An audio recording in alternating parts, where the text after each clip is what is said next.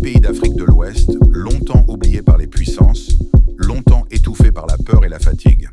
Mais un jour, un jeune capitaine de 34 ans, Ibrahim Traoré, décide de changer le cours de l'histoire. Son visage calme, ses mots simples et son courage brut ont résonné dans tout le continent. Ce qu'il a fait n'était pas seulement une prise de pouvoir, c'était un acte de rupture. Il a rompu avec la soumission, avec la dépendance, avec ce système où le peuple ne compte que pendant les élections. Et en un instant, le Burkina a vu naître une nouvelle ère. Une ère où un soldat du peuple se lève pour dire « Assez ». Traoré n'a pas eu besoin de longs discours pour convaincre. Il avait derrière lui la jeunesse, la colère, mais aussi l'espérance. Il incarnait cette idée que le pouvoir ne doit pas être un privilège, mais une responsabilité. Il n'a pas pris le pouvoir pour régner, mais pour réparer. Et c'est cette image qui a fait vibrer les foules. Son discours, c'était celui d'un homme qui dit la vérité sans détour. Il n'a pas promis des miracles. Il a simplement dit « Nous avons le droit de vivre debout, sans dépendre de personne ». Cette phrase a traversé les frontières. Elle a touché les cœurs, même au Cameroun, où beaucoup ont vu dans son geste une inspiration. Car au Cameroun aussi, le peuple attend. Il regarde, il observe, il soupire. 40 ans de même système, 40 ans de stagnation, d'incertitude et de frustration.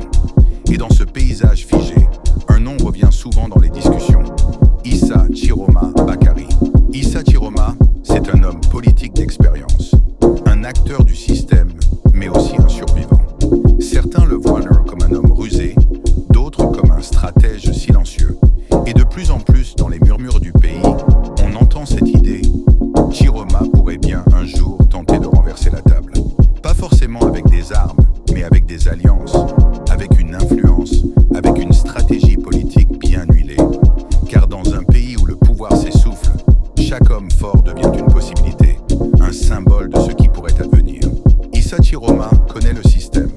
Il sait comment il fonctionne, comment il respire, et surtout, comment il vacille.